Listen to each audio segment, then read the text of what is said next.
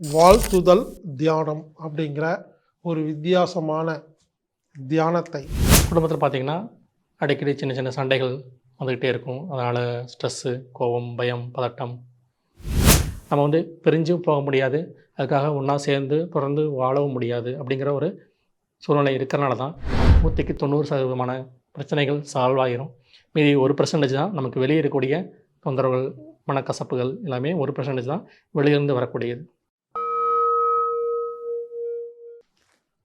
வணக்கம்.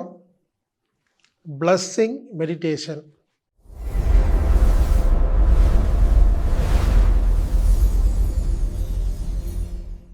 வாழ்த்துதல் தியானம் அப்படிங்கிற ஒரு வித்தியாசமான தியானத்தை நீங்கள் செய்வதற்கு கற்றுக் கொடுக்க வருகிறார் கோயம்புத்தூர் நியூரோதெரபிஸ்ட் திரு ஹீலர் ஜானி கண்ணன் அவர்கள். நண்பர்களே, இந்த வீடியோ முழுசாக பார்த்து நீங்கள் பிளஸ்ஸிங் மெடிடேஷன் அப்படிங்கிற வாழ்த்துதல் தியானத்தை நீங்கள் செஞ்சு பயனடையுங்கள். இந்த அருமையான தியானத்தை உங்களுக்கு கற்றுக் கொடுப்பதற்காக திரு ஜானி கண்ணன் அவர்களை அன்போடு அழைக்கிறேன். இப்படிக்கு ஹீலர் பாஸ்கர். வணக்கம். இன்று நம்ம பார்க்க போகக்கூடிய தியானம் வாழ்த்துதல் தியானம், பிளஸ்ஸிங் மெடிடேஷன். என் பேர் ஜானி கண்ணன். நான் கோயம்புத்தூர் பகுதியில் டாக்டர் லஜ்பதிராய் மெஹ்ராவின் நியூரோதெரப்பி மற்றும் அக்குபஞ்சர் சிகிச்சைகள் மக்களுக்காக கொடுத்துட்ருக்குறோம். வாரம் ஒரு தியான பயிற்சி மக்களுக்காக இதே சேனல் நம்ம கொடுத்துட்ருக்குறோம். 25க்கும் மேற்பட்ட தியான பயிற்சிகள் இது வரைக்கும் நம்ம கொடுத்துருக்கோம். அதை பார்த்து பயனடையணும் அப்படின்னா நீங்கள் இதிலேயே ப்ளேலிஸ்ட் போனீங்க அப்படின்னா அங்கே மெடிடேஷன் அப்படிங்கக்கூடிய அந்த பாக்ஸ் இருக்கும். அதை கிளிக் பண்ணிங்கன்னா உங்களுக்கு பல விதமான தியான பயிற்சிகள் இருக்கும். அதோட ஹெட்டிங் பார்த்துட்டு உங்களுக்கு என்ன தியான பயிற்சி பிடிச்சிருக்கோ அதை நீங்கள் தொடர்ந்து செஞ்சு பலன் பெற முடியும். அந்த வரிசையில் இன்றைக்கி நாம் ஒரு தியான பயிற்சி பார்க்க போகிறோம். அது வாழ்த்துதல் தியானம் அப்படிங்கிறது கூடவே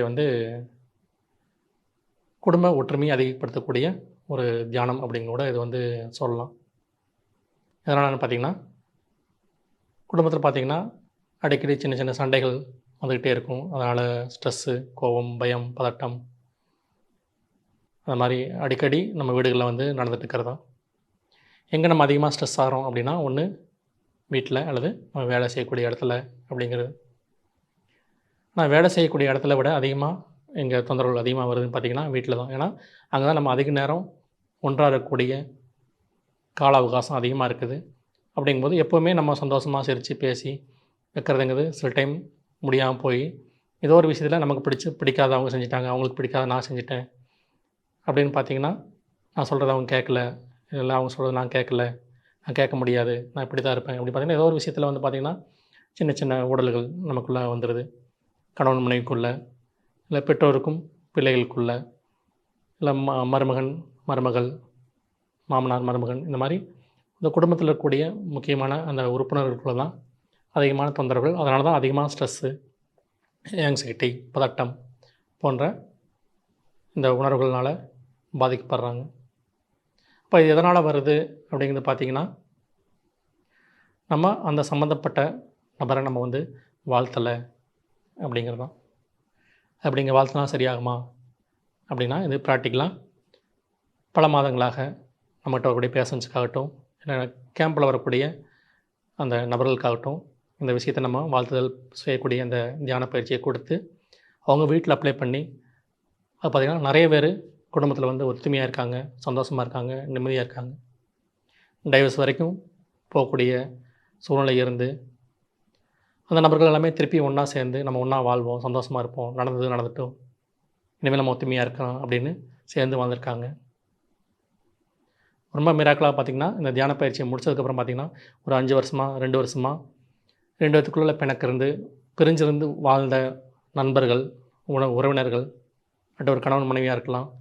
அவங்க பார்த்திங்கன்னா தியான பயிற்சியை முடித்த அந்த வினாடியே பார்த்திங்கன்னா அப்போஸ்ல இருக்கக்கூடிய நபர்கள் இவங்களுக்காக கூப்பிட்டு பேசி, இது வரைக்கும் பேசணும் நம்ம மறந்துடலாம், ஏதோ சண்டையாயிடுச்சு, தெரியாமல் பேசிட்டோம், இனிமேல் நம்ம ஒத்துமையாக இருக்கலாம் அப்படின்னு பேசின மிராக்கலான ரிசல்ட்ஸ் நிறையா நடந்திருக்கு. 1, 2 கிடையாது.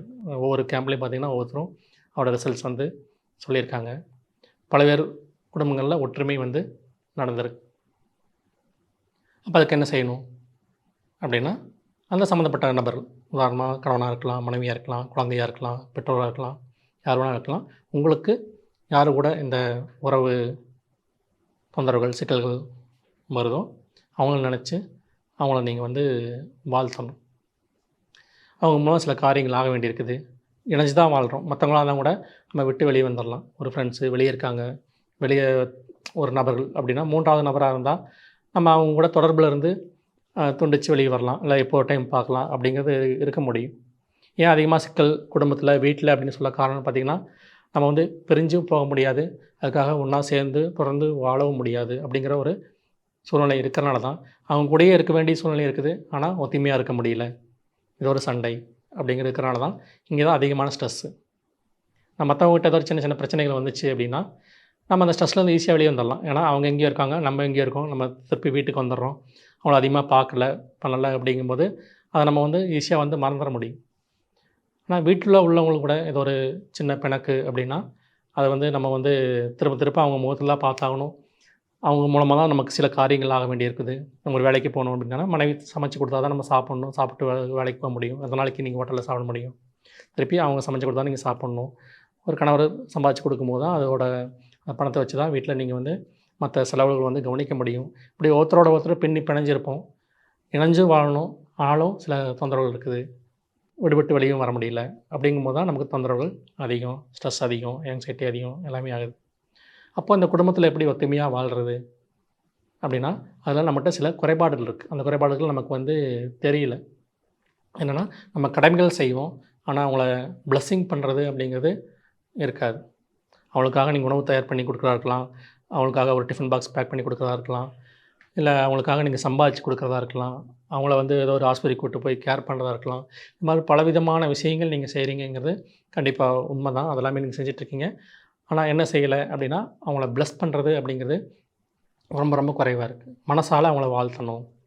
தொடர்ந்து வாழ்த்தணும். ஏதோ ஒரு நாள் வாழ்த்தனா பத்தாது. தொடர்ந்து வாழ்த்தும் போது பார்த்திங்கன்னா, அந்த குடும்பத்தில் இருக்கக்கூடிய ஒற்றுமை அப்படிங்கிறது அதிகமாகும்.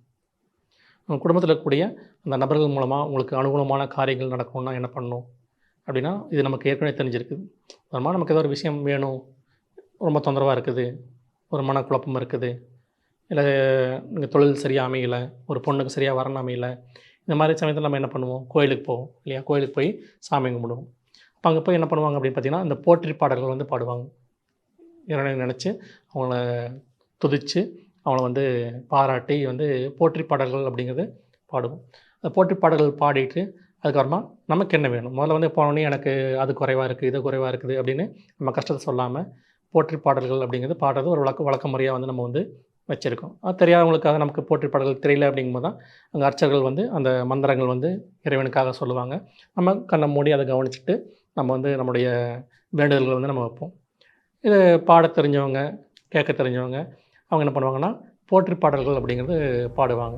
இறைவனுக்கு மேலே உள்ள இறைவனோட சிறப்புகள் எல்லாம் எடுத்து ஒவ்வொன்றா 108 போற்றி, 1008 போற்றி அப்படின்னு இறைவனை வந்து பாராட்டி துதித்து பாடக்கூடிய பாடல்கள் வந்து பாடுவாங்க. அதுக்கப்புறம் தான் அவங்களுடைய வேண்டுதல்கள் அப்படிங்கிறது அங்கே வந்து இருக்கும். எடுத்தோடனே போயிட்டு எனக்கு அது சரியில்லை, இது சரியில்லை அப்படின்னு குறை சொல்கிறது அப்படிங்கிறது இல்லாமல் அவங்கள போற்றி பாடி அவங்க இறைவனோட மனசை மகிழ்ச்சி அது மூலமாக அதுக்கப்புறமா நம்முடைய தேவைகளை வெளிப்படுத்துதல் அப்படிங்கிறது இருக்கும். இதே டெக்னிக்கு தான் நம்ம வந்து நம்ம குடும்பத்துலேயும் வந்து பயன்படுத்த போகிறோம். ஏன் அப்படின்னு பார்த்திங்கன்னா, நமக்கு கண்கண்ட தெய்வங்கள் அப்படிங்கிறது நம்ம வீட்டில் உள்ளவங்க தான். நமக்கு அம்மா தான் நமக்கு வந்து தெய்வம், அப்பா தான் நமக்கு தெய்வம் இல்லைங்களா? அது மாதிரி தான் கணவனாகட்டும் மனைவியாகட்டும் ஒருத்தருக்கு ஒருத்தர் ஒரு இறைசக்தி நிறைந்தவர்கள் தான். அவங்க தான் நம்மளோட வாழ்க்கைக்கு முழுசும் வந்து கூட இருந்து செய்யக்கூடியவங்க. அப்போ அவங்கள நம்ம வந்து போற்றி இருக்கோமா, அவங்கள பாராட்டி இருக்கோமா, வாழ்த்தி இருக்குமா அப்படின்னா இது வந்து குறைவு. அவங்கள கவனிச்சிருப்போம், கேர் பண்ணியிருப்போம் அப்படிங்கிறது வேறு. ஆனால் அவங்கள மனசார பாராட்டுறது, அவங்கள வாழ்த்துறது, இல்லாட்டி ஒரு தியானம் மூலமாக நமக்கு அவங்கள வந்து நம்ம வந்து பிளெஸ்ஸிங் பண்ணுறது அப்படிங்கிறது எனக்கு தெரிஞ்சு ரொம்ப ரொம்ப 100ல் 1 அப்படிங்கிறதே எனக்கு இல்லை அப்படின்னு வந்து சொல்லலாம். 1000ல் யாரோ ஒருத்தர் தான் பிளெஸ்ஸிங் பண்ணக்கூடியது அப்படிங்கிறது வந்து செய்கிறாங்க. அந்த பிளெஸ்ஸிங் இல்லாதனால தான் பார்த்திங்கன்னா குடும்பத்தில் அடிக்கடி சண்டை சச்சரவுகள் வந்துட்டுருக்குது.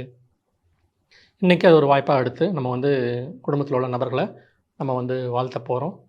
அது இல்லாமல் நமக்கு என்ன அவங்ககிட்ட இருந்து தேவை இருக்குது அப்படிங்கிறது எப்படி கடவுள்கிட்ட நம்ம கடவுளை போற்றி பாடிட்டு கடைசியாக நம்மளோட வேண்டுதல்கள் நம்ம தெரிவிக்கிறோம். எனக்கு வந்து இந்த குறை இருக்குது, எனக்கு நிவர்த்தி பண்ணி கொடுங்க அப்படின்னு கேட்குறோமோ, அதே மாதிரி எந்த தியானத்துலேயும் அவங்கள நம்ம வாழ்த்துறோம், நல்ல விதமாக சொல்கிறோம். உண்மையாகவே நமக்கு அந்த ஒரு விஷயம் கிடைக்கணுங்கிறதுக்காக கிடையாது. உண்மையாகவே ஆள் மனசுலேருந்து அவங்க இந்த மாதிரி நல்லா இருக்கணும், சந்தோஷமாக இருக்கணும் அப்படின்னு அவங்கள வாழ்த்திட்டு, அதுக்கப்புறமா எனக்கும் உங்களுக்கும் என்ன தேவை இருக்குது, உங்கள்கிட்ட இருந்து எனக்கு என்ன தேவை இருக்குது, நான் உங்களுக்கு என்ன இந்த மாதிரி எதிர்பார்க்குறோம், நீங்கள் இது மாதிரி என்கிட்ட இருந்தால் நல்லாயிருக்கும் அப்படிங்கிறதையும் நம்ம ஒரு வேண்டுதலாக நம்ம வந்து அங்கே வந்து வைக்க போகிறோம். இது கடைசியாக நம்ம வந்து வைக்க போகிறோம். இது மாதிரி செய்யும்போது என்ன ஆகும் பார்த்தீங்கன்னா, இது அவங்களோட ஆன்மாவில் போய் வேலை செஞ்சு இந்த இணக்கமான ஒரு சூழ்நிலை, ஒற்றுமை, குடும்ப ஒற்றுமை அப்படிங்கிறது அதிகரிக்கும். அப்போ ஒவ்வொரு முறை பயிற்சி செய்யும் போதும் யாரோ ஒருத்தரை நீங்கள் எடுத்து பண்ணால் போதும். இப்போ கணவன் மனைவி இருக்கீங்கன்னா, கணவன் வந்து மனைவியை நினச்சோ, மனைவி வந்து கணவன் நினச்சி செய்யலாம். அடுத்த நாள் செய்யும்போது நீங்கள் பெற்றோர்கள் நினச்சி செய்யலாம். அடுத்த நாள் செய்யும்போது உங்களோட பிள்ளைகளை நினச்சி செய்யலாம். இப்படி அடுத்த நாள் செய்யும்போது உங்களோட உறவினர்கள், உதாரணமாக மாமனார், மாமியார், அந்த மாதிரி சம்பந்தி, இல்லை கூட பிறந்தவங்க, சகோதரர்கள், இது மாதிரி ஒவ்வொரு நாளும் ஒவ்வொருத்தரை நினச்சி நீங்கள் செய்யும்போது குடும்ப ஒற்றுமை அதிகமாகும். குடும்ப ஒற்றுமை அதிகமாகிடுச்சுனாவே 100க்கு 90% பிரச்சனைகள் சால்வ் ஆகிரும். மீதி 1% தான் நமக்கு வெளியே இருக்கக்கூடிய தொந்தரவுகள், மனக்கசப்புகள் எல்லாமே 1% தான் வெளியிருந்து வரக்கூடியது. ஆனால் அதுதான் நம்ம வந்து இப்போ செய்ய போகிறோம். கண்ணை மூடி என்ன பண்ணால், கண்ணை மூடி கொஞ்சம் மூச்சு காற்று கவனித்து மைண்டை கொஞ்சம் அப்படியே ரிலாக்ஸ் பண்ணிவிட்டு, அப்புறம் நான் சொல்லக்கூடிய ஒவ்வொரு வார்த்தையும் முடிஞ்சால் நீங்கள் வாய் விட்டு சொல்லலாம், அல்லது மனசில் சொல்லலாம். சரிங்களா? மனசில் சொன்னாலுமே அது வந்து வேலை செய்யும். மனசில் தொடர்ந்து நான் சொல்லக்கூடிய வார்த்தைகளை திருப்பி திருப்பி நீங்கள் மனசில் சொல்லிகிட்டே வாங்க. ஒரு 10, 20 நல்வார்த்தைகள் நான் சொல்கிறேன். அதை அப்படி திருப்பியும் உங்கள் மனசுக்குள்ளே சொல்லிக்கிட்டே வாங்க. சொல்லும்போது ஏனோ தானோன்னு சொல்லாமல், உண்மையாகவே ஆழ் மனசுலேருந்து ஆத்மார்த்தமாக அவங்கள பற்றி நல்ல விதமாக நம்ம வந்து சொல்லணும். அவங்களுக்காக நம்ம வந்து கடவுள்கிட்ட ப்ரே பண்ணுற மாதிரி ப்ரே பண்ணி அவங்கள வந்து நல்லா இருக்கணும், அவங்க நல்லா இருக்காங்க, அன்பாக இருக்காங்க, சந்தோஷமாக இருக்காங்க அப்படின்னு நம்ம வந்து பாசிட்டிவாக அவங்கள வந்து வாழ்த்த போகிறோம். இதுதான் வந்து செய்ய போகிறோம். பயிற்சி முடிச்சதுக்கப்புறம் கண்ணை திறக்கலாம்னு சொல்லும்போது நீங்கள் மெதுவாக கண்ணை திறந்துக்கலாம். இது தொடர்ந்து செஞ்சுட்டு உங்கள் வீட்டுக்குள்ளே என்னென்ன மாற்றங்கள் நடந்தது, குடும்பத்துக்குள்ளே என்னென்னலாம் பாசிட்டிவான விஷயங்கள் நடந்தது, ஒற்றுமை எப்படி அதிகமாகிடுச்சு அப்படிங்கிறத நீங்கள் கமெண்ட்ஸ் பண்ணுங்கள். கண்டிப்பாக நல்ல விதமான நிகழ்ச்சிகள் உங்கள் குடும்பத்தில் நடக்கும் அப்படிங்கிறத நான் நம்புகிறேன். ஏன்னா இது நிறையா பயிற்சிகள் செஞ்சு பார்த்தாச்சு, பலனும் நாங்கள் எடுத்தாச்சு, ஆராய்ச்சி அதோட முடிவுகள் நல்ல பாசிட்டிவான ரிப்போர்ட்ஸ் நிறையா வந்து நமக்கு கிடச்சிருக்குது. அதுதான் நான் உங்களுக்கு கொடுக்கலாம் அப்படிங்கிறத நம்ம இங்கே கொடுத்துருக்குறோம். பயிற்சிக்கு போகலாங்களா? இப்போ உங்களுக்கு பிடிச்ச ஏதோ ஒரு முத்திரை வச்சுக்கலாம். உதாரணமாக இது பிராண சக்தி அதிகப்படுத்தக்கூடிய முத்திரை அப்படிங்கிறது பிராண முத்திரை அப்படிங்கிறது நீங்கள் வச்சுக்கலாம். இல்லை சிறு முத்திரை, உங்களுக்கு என்ன முத்திரை பிடிக்குமோ அந்த முத்திரையை வச்சுட்டு தோள்பட்டை மேலே, அந்த தொடை மேலே கைகள் வச்சுக்கலாம். முடிஞ்ச அளவுக்கு ஸ்பைனல் கார்டு நேராக வச்சுக்கலாம். கண்கள் மூடிக்கலாம். கண்கள் மூடி உங்கள் மூச்சு காற்றை கவனிங்க. மூச்சு காற்று உள்ளே போகிறதையும் வெளியே வரதையும் கவனிப்போம்.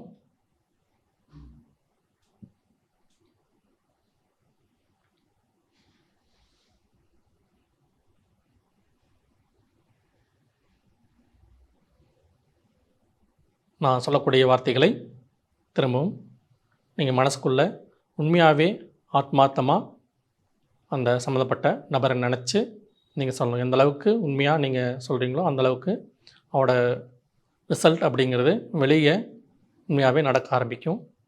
நான் சொல்கிறது எல்லாமே நீங்கள்னு வரக்கூடிய இடங்களில் நீங்கள் யார் நினைக்கிறீங்களோ அவங்க முகத்தை மனசு முன்னாடி கொண்டு வந்து அவங்கள நீங்கள் சொல்கிற மாதிரி நினச்சி சொல்லணும். நீங்கள்லாம் உங்களை பற்றியே கிடையாது, சம்மந்தப்பட்ட உங்கள் கூட இருக்கக்கூடிய குடும்ப உறுப்பினர்.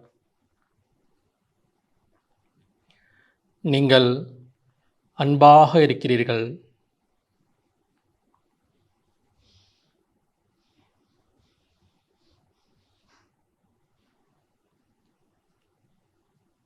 நீங்கள் அமைதியாக இருக்கிறீர்கள்.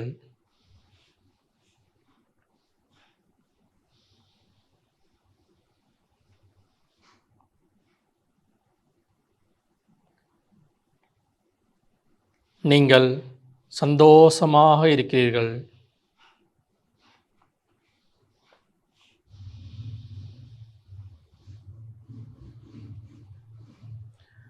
நீங்கள் அழகாக இருக்கிறீர்கள்.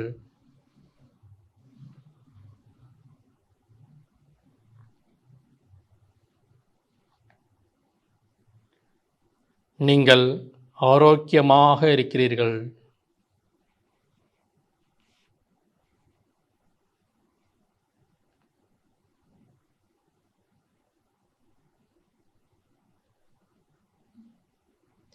நீங்கள் கருணையோடு இருக்கிறீர்கள்.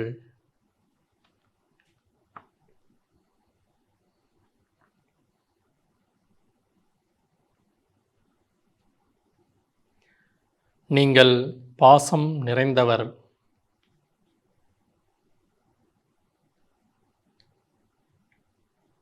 நீங்கள் நேசம் நிறைந்தவர்.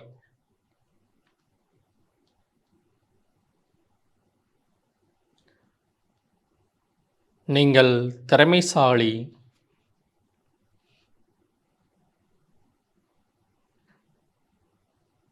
நீங்கள் பலசாலி.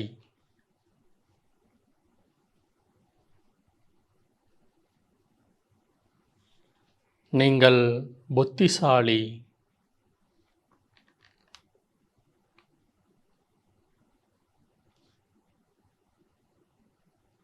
நீங்கள் கொடை வள்ளல்.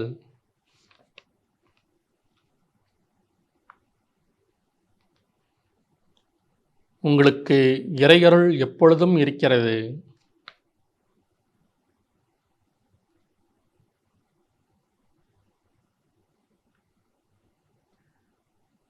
நீங்கள் நினைத்த காரியம் எப்பொழுதும் வெற்றி பெறுகிறது.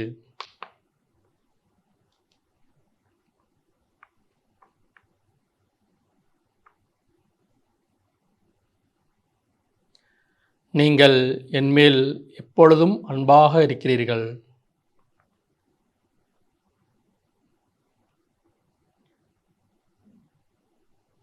நீங்கள் எனக்கு பிடித்த மாதிரியாக நடந்து கொள்கிறீர்கள்.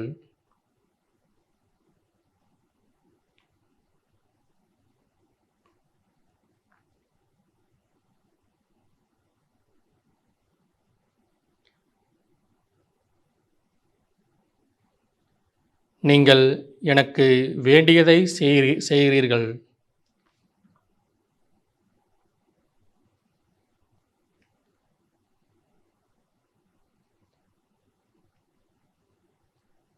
நீங்கள் என்னை எப்பொழுதும் மகிழ்ச்சியாக வைத்திருக்கிறீர்கள்.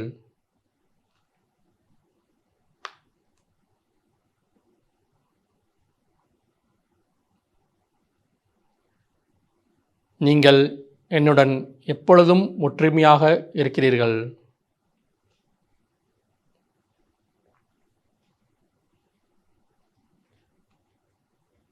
நீங்கள் எனக்கு எப்பொழுதும் நிம்மதியே தருகிறீர்கள்.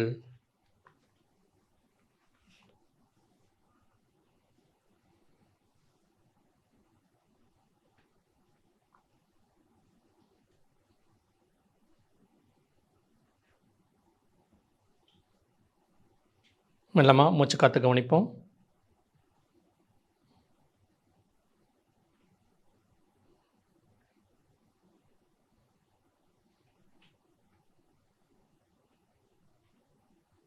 முத்திரை மெதுவாக தளர்த்திக்கலாம். தியானத்தை நிறைவு செய்ய போகிறோம். கைகளை உரசி கண்ணு மேலே வச்சு கண்ணு மாடி கொண்டு வந்து உள்ளங்கையை பார்த்து தியானத்தை நிறைவு செஞ்சுக்கலாம். வாழ்க வளமுடன். இது மாதிரி இது நான் சாம்பிளுக்காக சில வார்த்தைகள் சொல்லியிருக்கேன். இது இல்லாமல் உங்களுக்கு ஏதாவது சிறப்பான வார்த்தைகள் இல்லை உங்களுக்கு தேவையான விஷயங்கள் அல்லது அவருக்கு இதெல்லாம் கிடைச்சா நல்லாயிருக்கும்னு நீங்கள் நினைக்கிறீங்களோ அதெல்லாமே நீங்கள் சொல்லலாம். உதாரணமாக அவங்க ஆரோக்கியமாக இருக்காங்க, சந்தோஷமாக இருக்காங்க, நம்ம எப்படி சொல்கிறோமோ அதே மாதிரி அவங்க குறிப்பிட்ட உங்கள் குடும்பத்தில் உள்ள நபர் எந்த மாதிரிலாம் இருக்குன்னு நினைக்கிறீங்களோ அந்த வார்த்தைகள் நீங்கள் சேர்த்து எழுதி நீங்கள் வந்து நினச்சி பார்க்கலாம். அதே மாதிரி உங்களுக்கு அவர் எப்படி இருக்கணும்னு நீங்கள் நினைக்கிறீங்களோ அதையும் நீங்கள் 1-2 வார்த்தைகள் உங்களுக்கு எது பிடிச்சிருக்குதோ எது வேணுமோ அதை சேர்த்து எழுதியும் நீங்கள் அது கூட சேர்த்து நீங்கள் தியானம் செஞ்சு அது மூலமாக குடும்பத்தில் ஒற்றுமையும் வலிமையும் சந்தோஷத்தோடு நீங்கள் வாழணும்னு நினச்சி நான் எல்லாம் வல்ல இறைவனிடம் வேண்டிக் கொள்கிறேன். மீண்டும் ஒரு முறை இந்த மாதிரி நல்ல ஒரு பதிவோடு நம்ம வந்து சந்திப்போம். வணக்கம். வாழ்க வளமுடன்.